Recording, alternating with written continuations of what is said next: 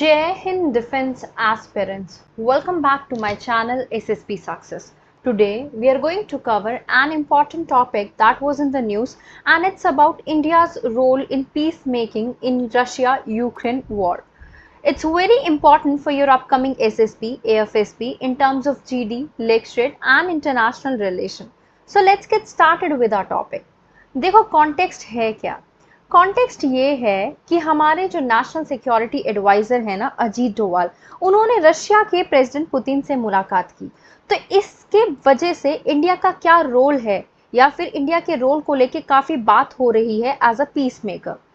देखो अभी थोड़ा डिटेल में बातचीत करते हैं इस टॉपिक पे। देखो रशिया यूक्रेन वॉर जो है वो अभी तीसरे साल पे, यहाँ देखिए आप, हाँ यहाँ पे देखिए तीसरे साल की तरफ थर्ड ईयर में एंटर कर चुकी है। एक तरफ देखो जहां पुतिन ने तारीफ की इंडिया की, ब्राज़ील की, चाइना की कि वो पीस एस्टैब्लिश करने की कोशिश कर रहे हैं। दूसरी तरफ यूक्रेन के प्रेसिडेंट ने बोला कि जो ग्लोबल साउथ है ना उनके पास काफ़ी ज़्यादा से है, या फिर वो कह सकते हैं कि ग्लोबल साउथ एक इम्पॉर्टेंट रोल प्ले कर सकता है पीस एस्टैब्लिश करने में।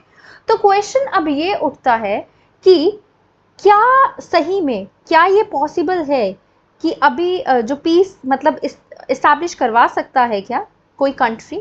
तो इसका आंसर राइटर देते हैं कि देखो अभी सीरियस एफर्ट अगर किसी ने डाले हैं ना पीस करवाने में रशिया यूक्रेन वॉर में, तो वो किसने डाले हैं? वो डाले हैं इन्होंने हंगरी के जो प्राइम मिनिस्टर है ना ऑर्बान, उनके द्वारा डाले गए हैं। यहाँ पे देखिए आप ऑर्बान फर्स्ट, उसमें ये इनका नाम है, ये ऑर्बान है, राइट। सो सबसे ज़्यादा अगर एफर्ट किसी ने डाले हैं तो वो विक्टर ऑर्बान के द्वारा डाले गए हैं। वो रिसेंटली अभी सभी स्टेक होल्डर से मिले, Russia, Ukraine, China, USA, right, और इन्होंने सबसे बातचीत की और बातचीत करके ये रिजल्ट निकाला कि अभी और ज़्यादा फाइटिंग होगी। मीनिंग अभी दोनों कंट्रीज ट्राई कर रही हैं कि बातचीत करने से पहले ज़्यादा से ज़्यादा टेरिटरी पर कब्जा किया जाए। और फिर इन्होंने बोला कि 3 मेजर प्लेयर्स हैं जो कि क्या कर सकते हैं, डायनामिक्स चेंज करवा सकते हैं। और वो कौन से प्लेयर्स की बात की गई उनके द्वारा? वो थे, यहाँ पे देखिए आप, ये देख पा रहे हैं फर्स्ट उसमें, यहाँ पे, हाँ, USA, China and European union, right. इन्होंने इन तीनों को जो है क्या कहा है कि मेजर प्लेयर्स बताया है। अभी देखो जहां Ukraine, USA and European union की अगर हम बात करें तो यूक्रेन किसकी बात मानता है? यूएसए एंड यूरोपियन यूनियन की। और रशिया चाइना की बात मानता है। तो हंगरी के पीएम बोलते हैं चाइना देखो पीस एस्टैब्लिश करने में इन्वॉल्व नहीं होगा तब तक जब तक उसे लगेगा नहीं कि पीस के कुछ चांस है। देखो यूरोपियन यूनियन इन्फ्लुएंस डाल सकता है यूक्रेन पर, लेकिन यूरोपियन यूनियन क्योंकि हेल्प कर रहा है काफ़ी ज़्यादा यूक्रेन को वॉर लड़ने में, एंड यूक्रेन भी तो चाहता है कि उसको नाटो की सीट मिल जाए। बट देखो प्रॉब्लम ये है कि यूरोपियन यूनियन में खुद ही डिवाइडेड ओपिनियन है इस इशू को लेके। अगर हम तीसरे बड़े प्लेयर की बात करें, सबसे तीसरा बड़ा प्लेयर है आपका यूएसए।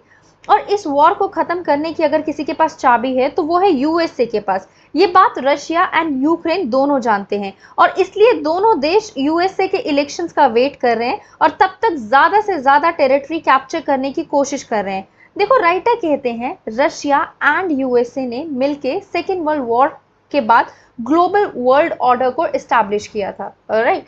अब अगर दोनों ने वर्ल्ड ऑर्डर को इस्टेब्लिश किया, बनाया, मतलब अभी देखो उस टाइम पे कौन सी मेजर पावर्स थी सेकेंड वर्ल्ड वॉर के बाद? USA and USSR. यूएसएसआर का डिसइंटीग्रेशन हुआ 1991 में, जिसमें वो 15 पार्ट्स में डिवाइड हो गया और सबसे बड़ा पार्ट था रशिया।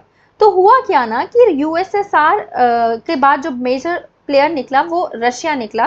तो रशिया और यूएसए के बीच में काफ़ी डील्स हुई, लेकिन उन डील्स पे जो है यूएसए खड़ा नहीं उतरा। तो रशिया अब ये चाहता है कि उनको यूएसए कमिटमेंट दे कि आगे कैसा वर्ल्ड ऑर्डर होगा, राइट। ऐसा नहीं है ना कि वो रशिया का कहना है कि भाई आप हमारे नेबरिंग कंट्रीज को नाटो में जोड़ रहे हो, तो ऐसे कैसे चलेगा? तो आप एक कहीं ना कहीं बैठ के एक पैक्ट बनाइए कि आगे का वर्ल्ड ऑर्डर कैसा रहेगा।